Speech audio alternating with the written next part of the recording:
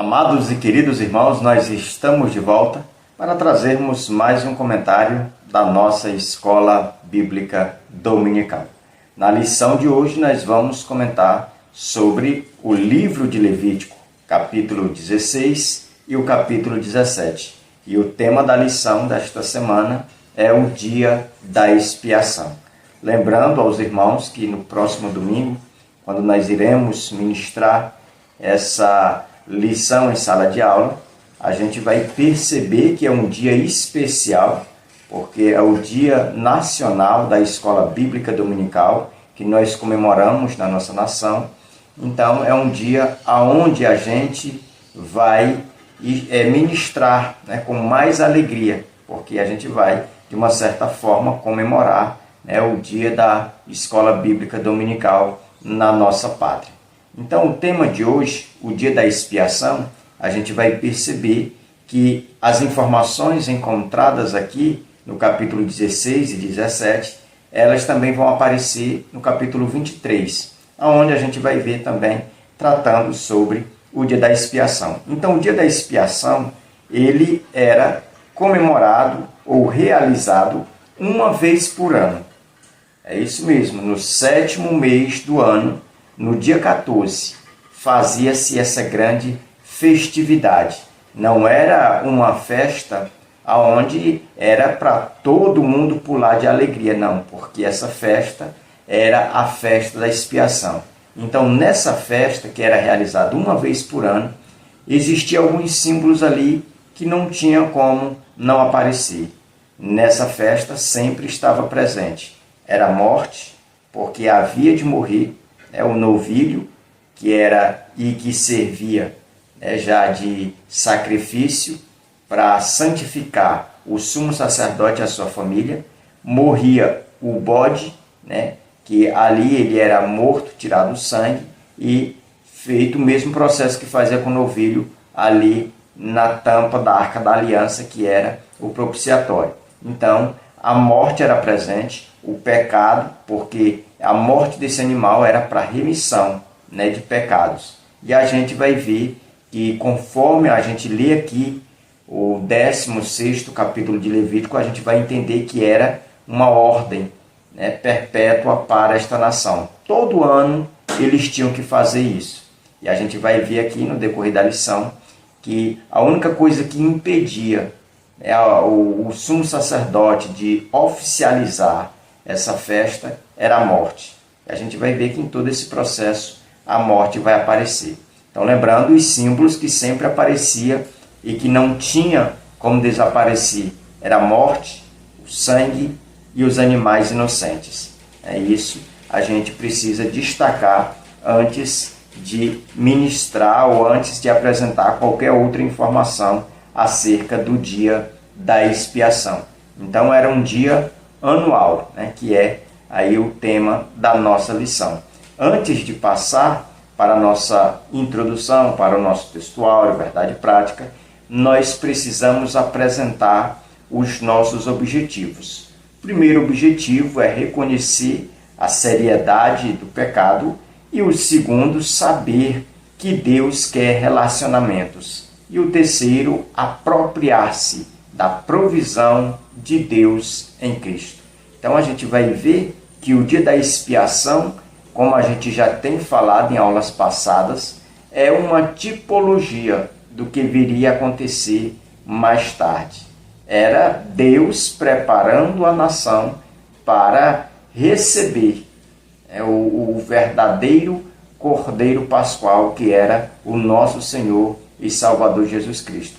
Então, todos esses atos cerimoniais narrados aqui no capítulo 16 de Levítico e 17 apontavam para o ato literal na pessoa de Cristo, o ato que veio acontecer. Então, a gente vai relembrar aqui no decorrer desta lição a preparação de toda essa festa. A gente vai ver e vai destacar vamos dizer que as atividades oficiais dos sacerdotes, dos levitas, e ao mesmo tempo o comentarista da nossa lição, ele vai fazer um contraste com o que muitos de nós às vezes ainda faz o uso, né, de algumas palavras como levitas, né, e a gente vai ver que o levita aqui, do livro de Levítico, da ordem aqui que era da casa de Arão, a gente vai ver que é muito diferente, né, tinha uma outra ordenação. Então por isso que nós devemos reprimir, né, sempre essa questão de retratar ou de conhecer alguém como levita, né, levando para esse ato aqui cerimonial. Então não existe, de acordo com o que nós vamos ver aqui com detalhes na nossa lição. E já falar de sacerdote, de sumo sacerdote, todos nós sabemos que só existe um, né? O apóstolo Paulo disse que só existe um que está entre a terra e o céu, que é Jesus Cristo. Então ele é o único mediador. Então nenhuma obra humana, por mais perfeita que pareça ser, ela pode tirar o sumo sacerdote, o bispo das nossas confissões, que é Jesus Cristo, e se colocar no meio. Então não existe outra forma de nós chegarmos ao céu, chegarmos ao Santo dos Santos, a não ser com base nos méritos de Cristo. Então é isso que a gente precisa destacar. Nós vamos agora ao nosso textuário, que se encontra em Levítico capítulo 16 e o verso de número 34, que diz: Isto vos será por estatuto perpétuo, para fazer expiação uma vez por ano pelos filhos de Israel, por causa dos seus pecados, e fez Arão como o Senhor ordenara a Moisés. Então a gente percebe que o textual ele é encontrado no capítulo 16.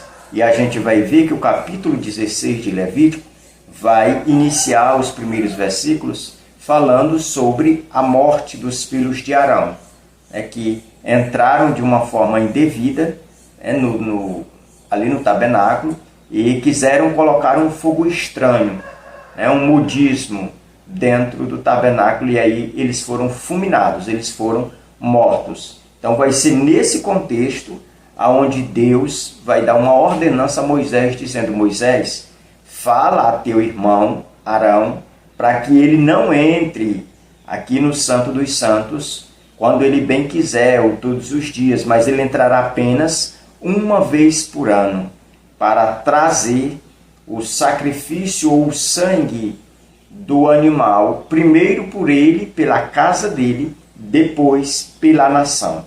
E a gente já entra aqui no textuário informando aos irmãos que a diferença entre sacerdote e profeta é bem grande. Por exemplo, o sacerdote ele vai representar aqui a humanidade, ele vai representar aqui a nação diante de Deus. E já o profeta é apresentar Deus diante da nação. E a gente vai ver que esse ministério sacerdotal que estava sobre os ombros de Arão era exatamente para isso. Arão, ele ia agora levar as culpas, os pecados coletivos do povo diante de Deus. E aí, por um ano, esses pecados iam ser abafados, ia ser ali extinto da história daquela nação. Então, todo ano, eles renovavam aquela aliança. E a gente precisa destacar que todos os dias ali havia sacrifícios. Sacrifícios pelos pecados individuais. Mas aqui, uma vez por ano, a gente está falando do pecado coletivo.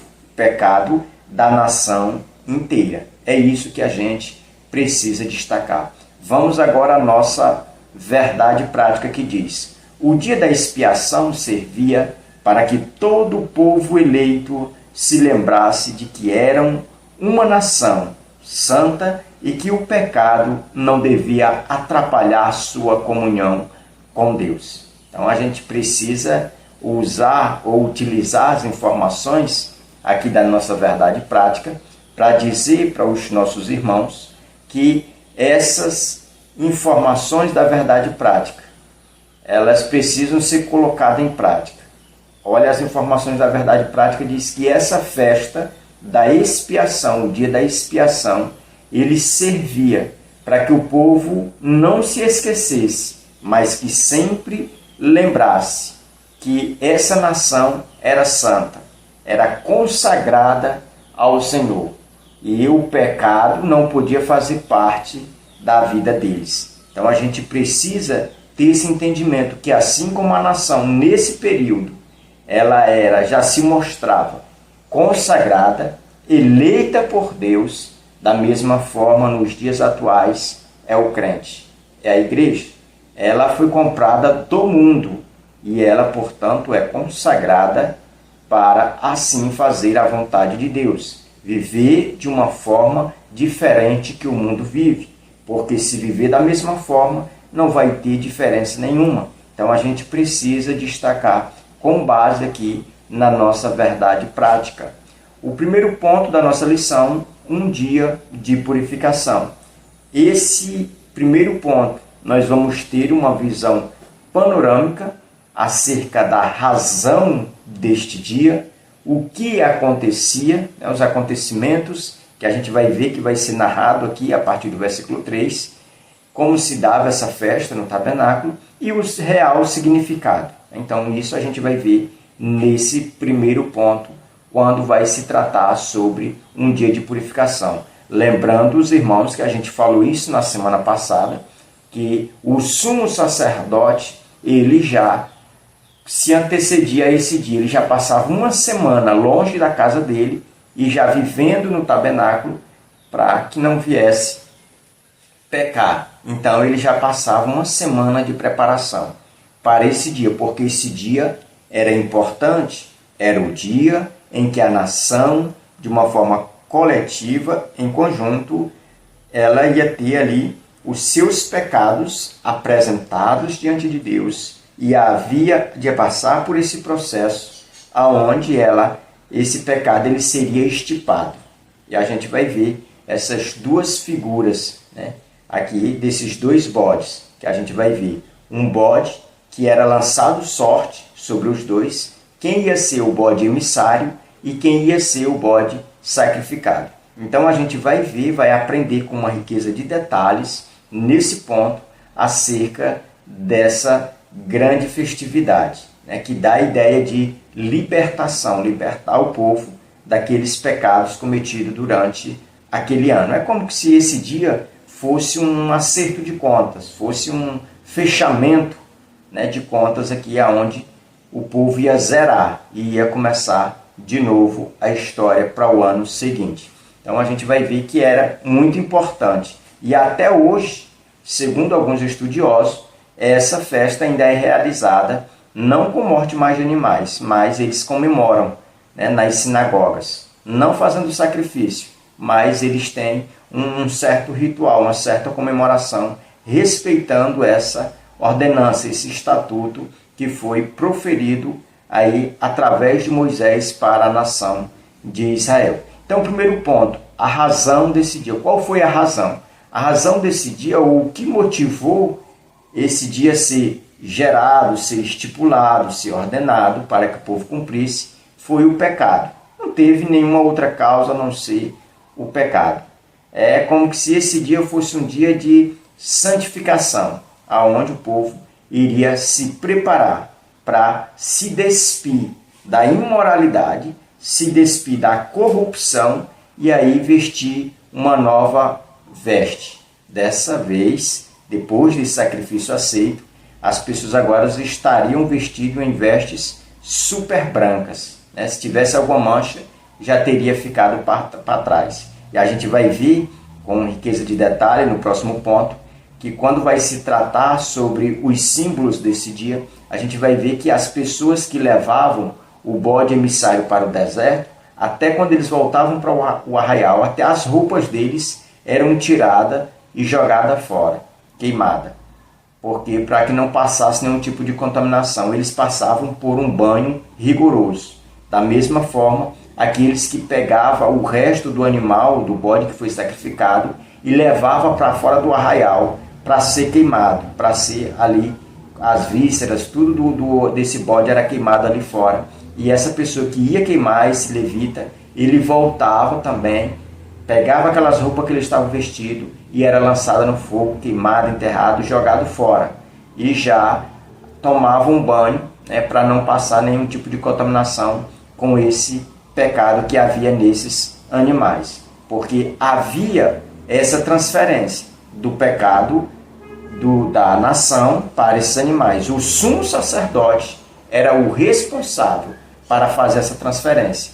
Pegar os pecados da civilização, da sociedade, dos hebreus, e colocar sobre os bodes, os animais ali inocentes. E pegava aquela inocência, aquela justiça daquele animal e colocava sobre a nação. Então a gente vai ver que há essa transferência. Da mesma forma, é onde a gente vai ver que vai também haver essa transferência de culpabilidade da humanidade para os ombros de Cristo e da justiça de Cristo para a humanidade, para todo aquele que crê no sacrifício. E a gente vai ver que essa transferência vai ser lá no batismo de Jesus.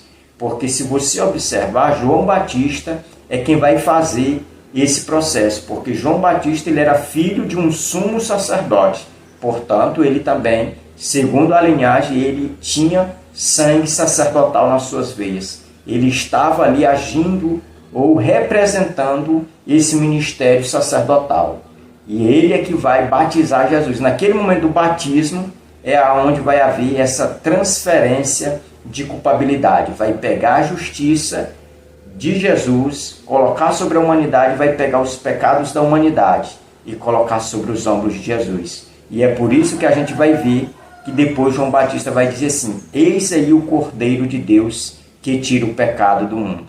Jesus já estava levando os pecados rumo ao Calvário, fora de Jerusalém, ali num monte chamado Caveira. Segundo tópico, o que acontecia? Aqui nesse tópico a gente vai ver que o comentarista da nossa lição, ele vai descrever com detalhe acerca de todos os acontecimentos que envolvia aquele acontecimento do dia da expiação. Aquela semana que antecedia, toda aquela ansiedade, todos aqueles preparativos, as trocas de roupa do sumo sacerdote, as vestes, tudo isso a gente vai ver nesse tópico. E o terceiro, o significado. Nesse tópico aqui do significado, a gente vai ver que isso tudo aqui, a morte desses animais, desses 2 bodes e do novilho, a expersão do sangue, porque o sumo sacerdote pegava o sangue do animal que era sacrificado lá fora no pátio, no altar do sacrifício, levava lá para dentro, para o último estágio do tabernáculo, que era o lugar santíssimo, e ali colocava na ponta do dedo o sangue e aspergia sobre ali o propiciatório. 7 vezes ele fazia esse processo com o sangue do novilho para purificar a sua vida e a vida da sua família. E depois fazia o mesmo processo com o do bode para purificar ali toda a nação. E era nesse momento que ele aspergia as 7 vezes, terminava todo o ritual ali, que Deus se manifestava em forma de nuvem, se agradando e dizendo que tinha sido aceito aquele sacrifício. E o povo saía daquele dia justificado. Durante 365 dias, eles estavam justificados da ira de Deus. A ira de Deus tinha sido aplacada por esse pequeno período de tempo. A gente vai ver que isso vai continuar até Jesus vir, porque tudo isso, quando chega em Jesus, vai cessar. Não vai ter mais necessidade, porque ali já apontava para Cristo. O segundo ponto da nossa lição, nosso sumo sacerdote. Aqui nesse ponto nós vamos ver que o nosso sumo sacerdote, ele é aqui colocado em paralelo com o sacerdote da nação dos hebreus. A gente vai ver que o primeiro tópico vai falar sobre a sua santidade. Aqui a gente vai entender que quando se trata desse sacerdote e a sua santidade, como a gente falou ao início aqui, esse sumo sacerdote da nação, que era representado por Arão, eles tinham um preparativo durante uma semana, para não pecar, não se envolver em nenhuma corrupção, para esse grande dia. E já o nosso sumo sacerdote, que é Jesus, ele é santo. Nele não há mancha, não há mácula, não há pecado. Então não tem como ele se envolver nessa corrupção. Então quando nós colocamos em contraste o sumo sacerdote do Novo Testamento com o sumo sacerdote do Antigo Testamento, do primeiro concerto, da lei antiga, a gente vai ver que o nosso é muito mais superior. O nosso sumo sacerdote, ele é de uma linhagem muito mais superior do que a linhagem que nasceu para a nação de Israel, que foi vamos dizer que esse sacerdócio araônico, né, que veio da casa de Arão. Já o que é o nosso sumo sacerdote, Jesus, ele veio da ordem de Melquisedeque, né, um sacerdócio eterno, que não tem começo e nem tem fim, e é superior, e a gente vai ver isso com destaque. Segundo tópico, sua eternidade. Quando trata da eternidade aqui do sacerdote, a gente precisa destacar que o do primeiro concerto, a morte impedia dele continuar. E quando ele entrava lá no último estágio do tabernáculo para levar o sangue do animal, para dizer que estava consumado, ele entrava, mas ele não ficava lá. Ele tinha que sair, porque ele era humano, ele era falho. Então ele sai. Mas no Novo Testamento vai ser diferente. O nosso sumo sacerdote, que é Jesus, ele vai entrar no lugar santo dos santos e lá vai permanecer. E está lá até hoje.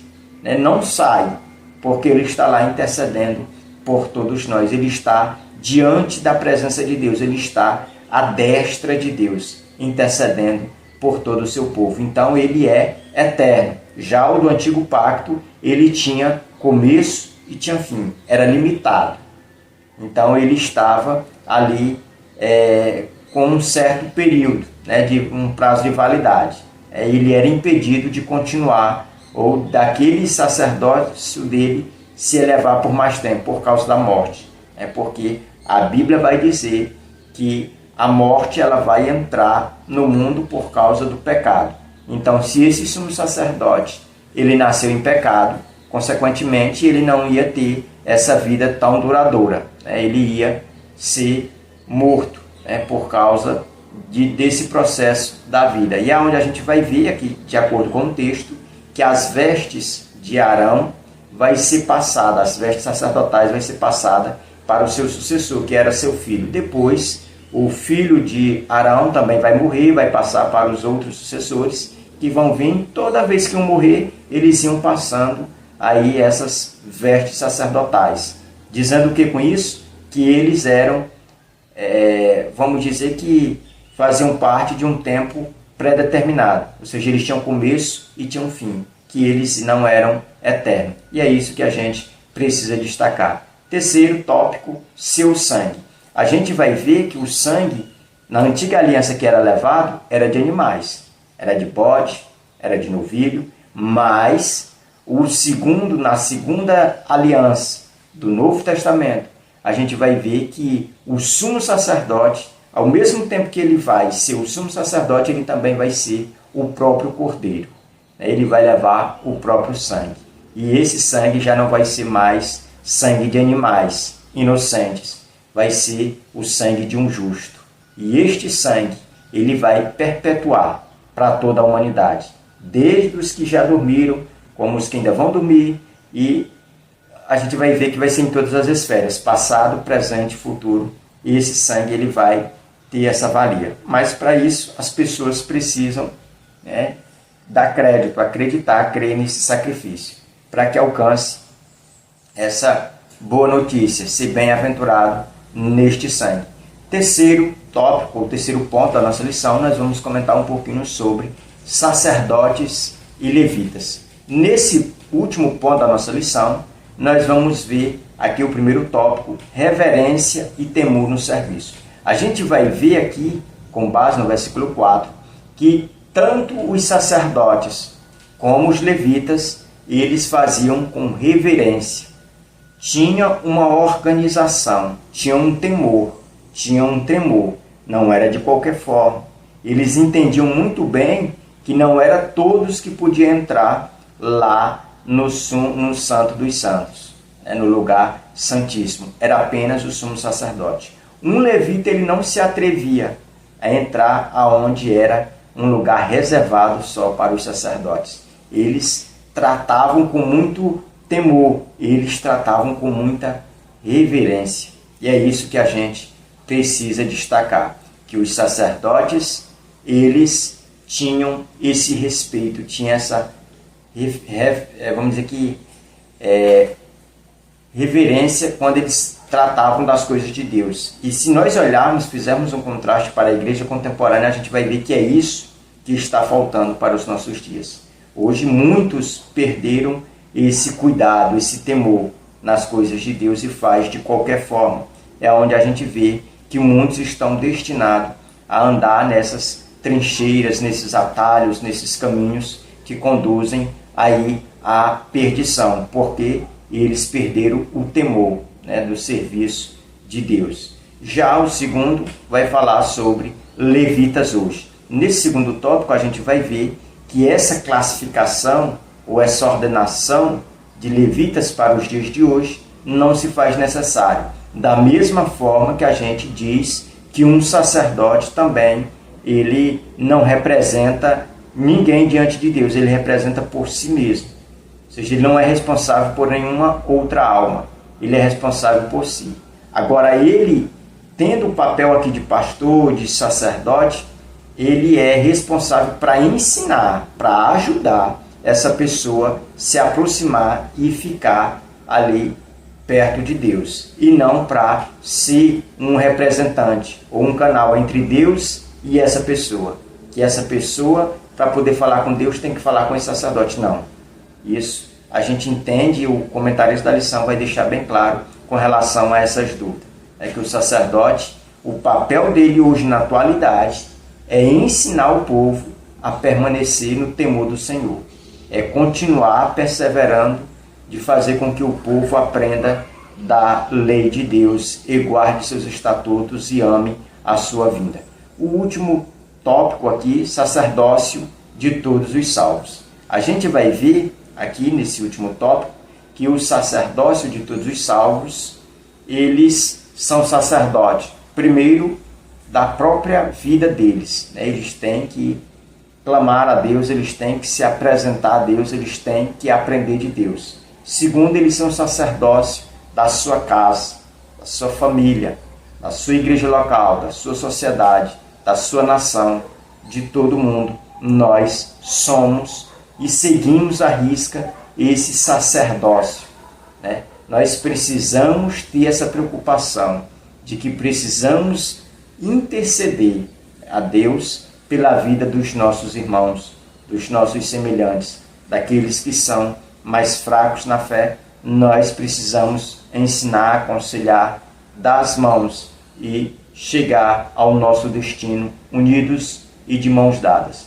Então essa lição de hoje, ela se faz necessária, porque muitos de nós estão perdendo esses valores que são tão essenciais para a vida cristã, que é de entender que é um sacerdócio. É aonde a palavra de Deus diz que nós, como igreja, nós somos uma nação santa. Nós somos um sacerdócio, que foi escolhido pelo próprio Deus. Nós não nos escolhemos a nós mesmos, mas Deus nos escolheu e nos colocou como um sacerdócio. Aonde nós chegar, nós podemos exercer esse sacerdócio de interceder, de apresentar essas pessoas em oração diante de Deus e apresentarmos Deus a essas pessoas. Então, não nos esquecemos dessa grande lição. Que Deus abençoe. Até a nossa próxima aula, em nome de Jesus.